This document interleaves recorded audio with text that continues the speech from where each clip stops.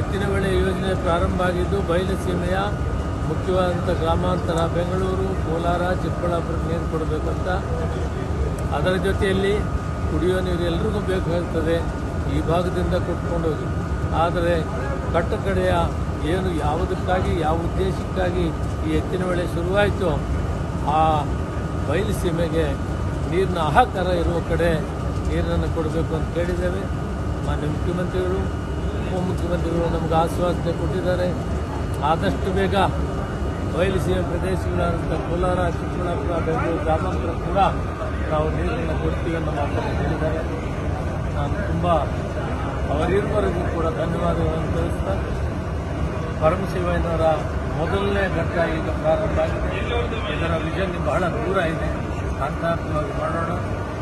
ಮತ್ತೊಮ್ಮೆ ಈ ಭಾಗದ ಜನರಿಗೆ, ಚುನಾಯಿತ ಪ್ರತಿನಿಧಿಗಳಿಗೆ, ನಾಯಕರಿಗೆಲ್ಲರಿಗೂ ಧನ್ಯವಾದಗಳನ್ನು ತಿಳಿಸ್ತಾ, ನಾವೆಲ್ಲ ಕೂಡ ಒಟ್ಟಿಗೆ ಕಷ್ಟ ಸುಖವನ್ನು ಹಂಚಿಕೊಂಡು ಬಾಳಿ ಬದುಕಬೇಕು.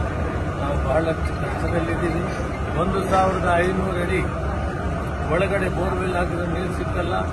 ಸಿಕ್ಕೋ ನೀರು ಕುಡಿಯೋಕ್ಕೆ ಯೋಗ್ಯ ಇರೋದಿಲ್ಲ.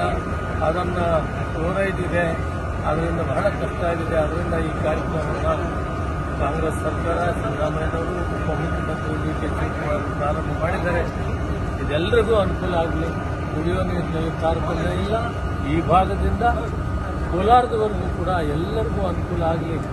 ನಮಗೂ ಕೂಡ ಆದಷ್ಟು ಬೇಗ ನೀರನ್ನು ಕೊಡಬೇಕು ಅಂತೇಳಿ ಮಾನ್ಯ ಮುಖ್ಯಮಂತ್ರಿಗೂ ಉಪಮುಖ್ಯಮಂತ್ರಿಗೂ ನಾನು ಧನ್ಯವಾದಗಳು ತಿಳಿಸ್ತೇನೆ. ಮತ್ತು ಎತ್ತಿನಹೊಳೆ ಯೋಜನೆ ಪ್ರಾರಂಭ ಆಗಿದ್ದು ಬಯಲುಸೀಮೆಯ ಮುಖ್ಯವಾದಂಥ ಗ್ರಾಮಾಂತರ ಬೆಂಗಳೂರು, ಕೋಲಾರ, ಚಿಕ್ಕಬಳ್ಳಾಪುರಕ್ಕೆ ನೀರು ಕೊಡಬೇಕಂತ.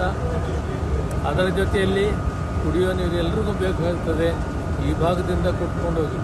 ಆದರೆ ಕಟ್ಟಕಡೆಯ ಏನು ಯಾವುದಕ್ಕಾಗಿ ಯಾವ ಉದ್ದೇಶಕ್ಕಾಗಿ ಈ ಎತ್ತಿನಹೊಳೆ ಶುರುವಾಯಿತು, ಆ ಬಯಲುಸೀಮೆಗೆ ನೀರಿನ ಹಾಹಾಕಾರ ಇರುವ ಕಡೆ ನೀರನ್ನು ಕೊಡಬೇಕು ಅಂತ ಕೇಳಿದ್ದೇವೆ. ಮಾನ್ಯ ಮುಖ್ಯಮಂತ್ರಿಗಳು, ಉಪಮುಖ್ಯಮಂತ್ರಿಗಳು ನಮಗೆ ಆಶ್ವಾಸನೆ ಕೊಟ್ಟಿದ್ದಾರೆ. ಆದಷ್ಟು ಬೇಗ ಬಯಲುಸೀಮೆ ಪ್ರದೇಶಗಳಾದಂಥ ಕೋಲಾರ, ಚಿಕ್ಕಬಳ್ಳಾಪುರ, ಬೆಂಗಳೂರು ಗ್ರಾಮಾಂತರ ಕೂಡ ನಾವು ನೀರನ್ನು ಕೊಡ್ತೀವಿ ಅನ್ನೋ ಮಾತನ್ನು ಹೇಳಿದ್ದಾರೆ. ನಾನು ತುಂಬ ಅವರಿಬ್ಬರಿಗೂ ಕೂಡ ಧನ್ಯವಾದಗಳನ್ನು ತಿಳಿಸ್ತಾ, ಪರಮಶಿವಯ್ಯನವರ ಮೊದಲನೇ ಘಟ್ಟ ಈಗ ಪ್ರಾರಂಭ ಆಗಿದೆ.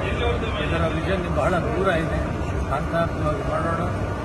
ಮತ್ತೊಮ್ಮೆ ಈ ಭಾಗದ ಜನರಿಗೆ, ಚುನಾಯಿತ ಪ್ರತಿನಿಧಿಗಳಿಗೆ, ನಾಯಕರಿಗೆಲ್ಲರಿಗೂ ಧನ್ಯವಾದಗಳನ್ನು ತಿಳಿಸ್ತಾ, ನಾವೆಲ್ಲ ಕೂಡ ಒಟ್ಟಿಗೆ ಕಷ್ಟ ಸುಖವನ್ನು ಹಂಚಿಕೊಂಡು ಬಾಳಿ ಬದುಕಬೇಕು. ನಾವು ಬಹಳಷ್ಟು ಕಷ್ಟದಲ್ಲಿದ್ದೀವಿ. 1500 ಅಡಿ ಒಳಗಡೆ ಬೋರ್ವೆಲ್ ಹಾಕಿದ್ರೆ ನೀರು ಸಿಕ್ಕಲ್ಲ. ಸಿಕ್ಕೋ ನೀರು ಕುಡಿಯೋಕ್ಕೆ ಯೋಗ್ಯ ಇರೋದಿಲ್ಲ. ಅದನ್ನು ಫ್ಲೋರೈಡ್ ಇದೆ, ಅದರಿಂದ ಬಹಳ ಕಷ್ಟ ಆಗಿದೆ. ಅದರಿಂದ ಈ ಕಾರ್ಯಕ್ರಮವನ್ನು ಕಾಂಗ್ರೆಸ್ ಸರ್ಕಾರ, ಸಿದ್ದರಾಮಯ್ಯನವರು, ಉಪಮುಖ್ಯಮಂತ್ರಿ ಡಿ ಕೆ ಶಿವಕುಮಾರ್ ಪ್ರಾರಂಭ ಮಾಡಿದ್ದಾರೆ.